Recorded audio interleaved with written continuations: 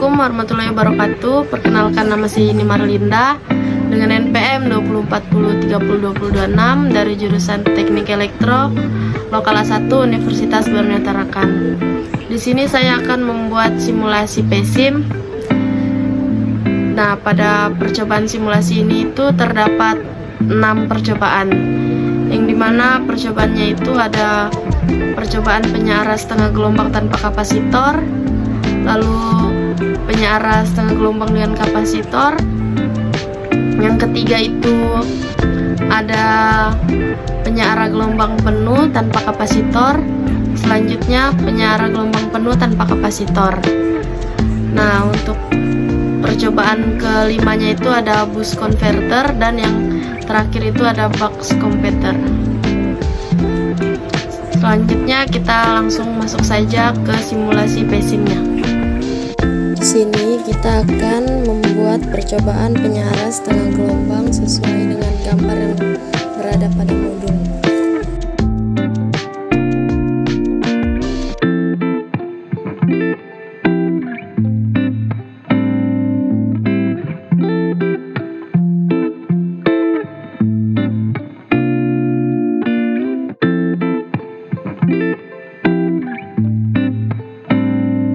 Setelah rangkaiannya jadi, selanjutnya kita memberikan nama pada komponen dan memasukkan nilai tegangannya.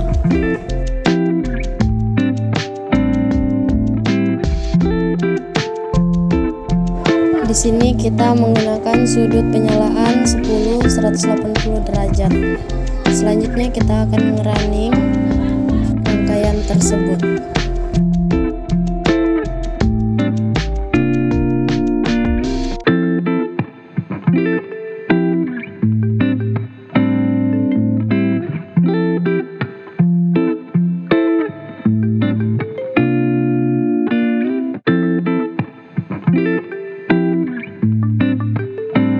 Ini merupakan hasil simulasi pada gelombangnya, yang dimana dari gambar tersebut itu dapat diketahui bahwa ketika sinyal berada pada posisi positif, maka SCR-nya akan aktif, dan ketika sinyal berada pada posisi negatif, maka SCR-nya akan mati.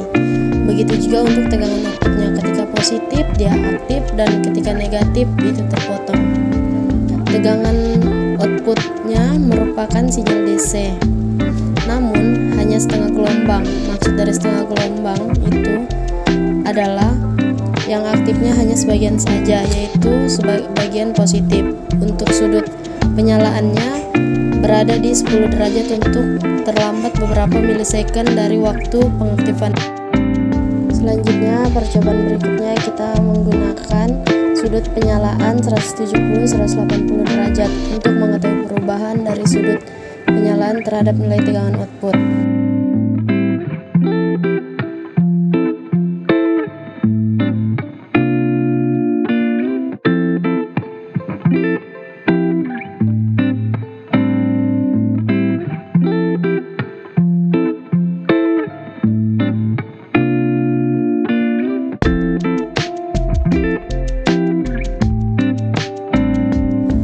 Nah, terlihat pada tampilan bahwa sudut penyalaannya semakin kecil. Dia aktif pada sudut 170 derajat dan berakhir pada 180 derajat. Untuk nilai RMS-nya bahwa tegangan outputnya itu menurun. Kalau percobaan penyearah setengah gelombang yang tadi itu tanpa menggunakan kapasitor, maka di sini kita akan menggunakan kapasitor. Di sini juga kita menggunakan sudut penyalaan yaitu 90-180 derajat. Dan untuk nilai kapasitor yang kita gunakan yaitu 2200 mikrofarad.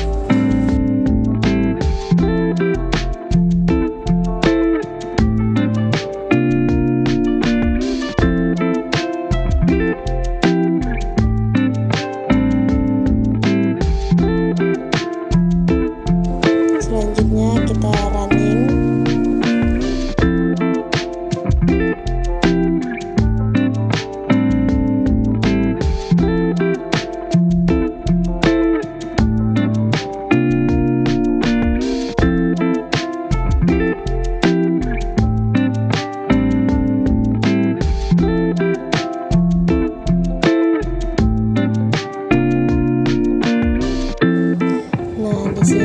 dapat terlihat bahwa tegangan outputnya aktif sesuai dengan yang telah kita buat, yaitu 90 derajat. Kemudian untuk gelombangnya sudah membentuk tegangan DC yang bisa dimaklumi karena bentuknya sudah menunjukkan garis lurus, namun masih terdapat tegangan riak yang cukup besar.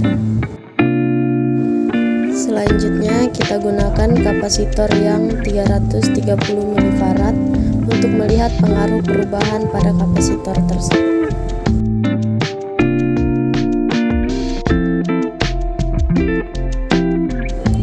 Di sini terlihat pada tegangan output sudah membentuk tegangan DC yang dimana tegangan riaknya sudah semakin kecil atau setelah hilang. Selanjutnya kita ke percobaan penyarah gelombang penuh. Untuk mempersingkat waktu, di sini saya sudah merangkai rangkaiannya. Di sini kita menggunakan 4 gate, yang dimana pada gate 1 dan 4 nilai sudut penyalaannya 45 dan 180 derajat, dan pada gate 2 dan 3 nilai sudut penyalaannya 180 360 derajat. Pada saat sinyal positif aktif dari tegangan AC itu mengalir ke SCR1. Untuk SCR3 dan SCR2 nya itu di blok, lalu menuju ke beban, dari beban akan menuju ke grounding. Lalu pada saat sinyal negatifnya yang aktif, dari grounding sinyal negatif itu menuju ke SCR2, sedangkan SCR4 dan 1 itu akan di blok, maka akan ke beban. Nah, dari beban akan menuju ke positif. Positif itu adalah SCR3. Lalu kembali lagi ke positif dari tegangan inputnya. Begitu terus untuk siklusnya. Selanjutnya kita akan melihat hasil dari simulasinya. Nah, untuk tegangan inputnya yaitu tegangan AC. Kemudian di sini juga ada gate 1, 2, 3 dan 4. Kemudian pada saat positif yang aktif adalah gate 1 dan 4, sedangkan gate 2 dan 3-nya itu terblok atau mati. Dan untuk sudut penyalaannya berada di 45 derajat dan 180 derajat untuk sisi positif. Kemudian untuk sisi negatifnya yang aktif adalah gate 2 dan 3. Maka di tegangan outputnya juga akan aktif sesuai dengan sudut penyalaannya, yaitu 180 dan 360. Dari hasil simulasi ini, tegangan outputnya sudah membentuk sinyal gelombang penuh. Nah, di sini untuk sudut penyalaan yang berbeda, kita gunakan sudut penyalaan yaitu 0 derajat, 100 dan 180 derajat, dan 180 derajat dan 360 derajat.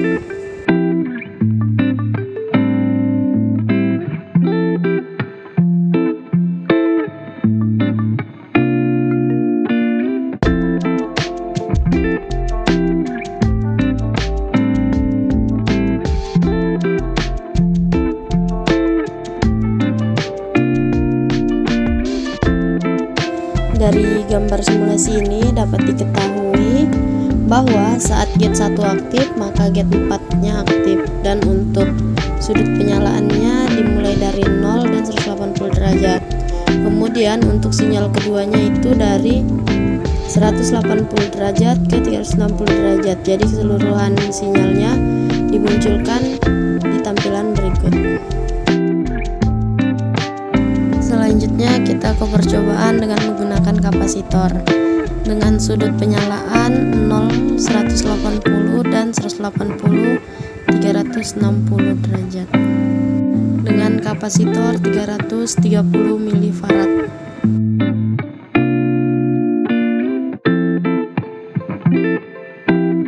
Pada bentuk gelombangnya menunjukkan bahwa tegangan sudah tidak ada dan bentuknya berangsur-angsur naik di sudut 45 derajat sampai full.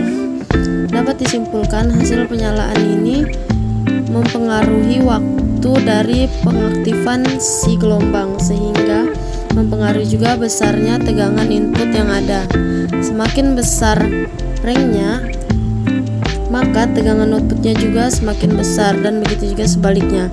Sedangkan untuk kapasitor itu mempengaruhi tegangan riak, yaitu semakin besar nilai kapasitasnya maka semakin kecil tegangan riaknya. Sedangkan untuk tegangan outputnya juga akan semakin besar diakibatkan dengan penambahan dari nilai kapasitansi terhadap tegangan output di resistornya. Selanjutnya kita ke rangkaian boost converter. Di sini saya juga sudah membuat rangkaiannya untuk lebih mempersingkat waktu. Seperti yang kita ketahui, boost converter itu berfungsi untuk meningkatkan tegangan. Nah, di sini kita menggunakan MOSFET. Jadi, pada MOSFET ini terdapat dua keadaan, yaitu on dan off. Pada saat MOSFET-nya on, maka induktornya akan menyimpan energi. Jadi pada saat MOSFET on, maka rangkaian yang bekerja hanya pada sisi kiri saja. Nah, ketika MOSFET-nya off, maka tegangan pada sumber ini akan mengalir ke kapasitor dan beban. Begitupun energi tegangan yang tersimpan pada induktor. Ini akan mengalir pada kapasitor dan beban. Kemudian, ketika MOSFET-nya kembali on, maka pada induktor akan memulai pengisian energi kembali. Dan pada saat MOSFET-nya off lagi, maka tegangan yang tersimpan atau energi yang tersimpan pada kapasitor ini akan dialirkan ke beban. Jadi tidak akan terjadi penurunan tegangan secara drastis. Karena seperti yang kita ketahui, fungsi kapasitor adalah menyimpan energi sementara. Selanjutnya kita akan running rangkaian tersebut untuk melihat hasil simulasinya.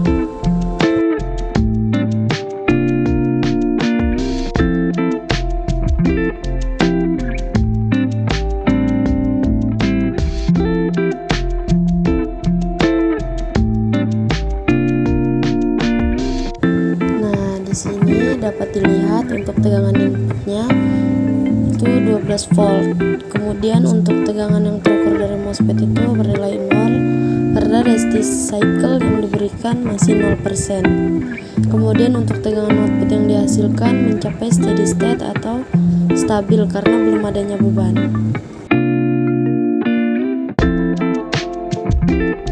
Selanjutnya di sini kita mengubah duty cycle-nya langsung ke 90% atau 0,9 untuk mempersingkat waktu. Di sini kita dapat melihat perbedaan dari gelombang sebelumnya. Pada duty cycle 90% ini dihasilkan tegangan pada MOSFET ini meningkat sebesar 0,9 volt. Kemudian tegangan outputnya juga meningkat sebesar 18 volt. Dapat disimpulkan semakin besar nilai duty cycle, maka tegangan output yang dihasilkan akan semakin meningkat. Untuk gelombang pada tegangan MOSFET ini terlihat rapat karena frekuensi yang digunakan besar. Ini merupakan hasil gelombang setelah di zoom. Dan selanjutnya itu kita ke rangkaian buck converter. Seperti yang kita ketahui, buck converter ini berfungsi untuk menurunkan tegangan. Nah, di sini terdapat MOSFET untuk on off-nya, yaitu dimana ketika MOSFET-nya on, maka akan mengalir menuju induktor. Yang dimana pada induktor ini akan terjadi penyimpanan energi atau medan magnet. Kemudian ketika MOSFET-nya off, maka energi atau tegangan yang tersimpan pada induktor akan mengalir menuju ke beban dan kapasitor. Nah, kita akan melihat bagaimana perbedaan ketika duty cycle 0% dan seterusnya.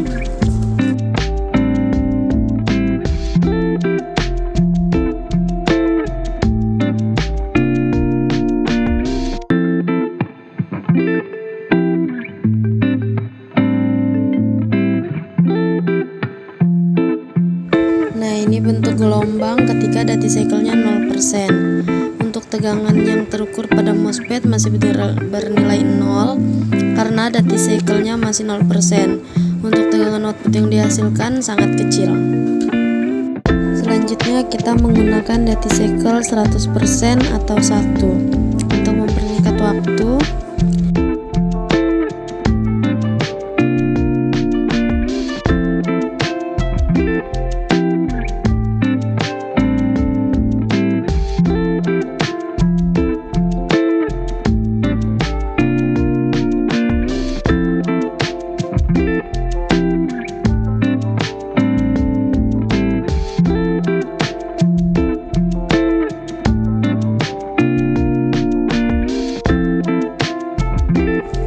Dapat dilihat untuk gelombang outputnya itu terjadi peningkatan, yang dimana dapat disimpulkan ketika maka semakin besar duty cycle yang diberikan, maka tegangan outputnya juga akan semakin meningkat. Sekian hasil percobaan dari saya. Jika ada kesalahan, mohon dimaafkan. Wassalamualaikum warahmatullahi wabarakatuh.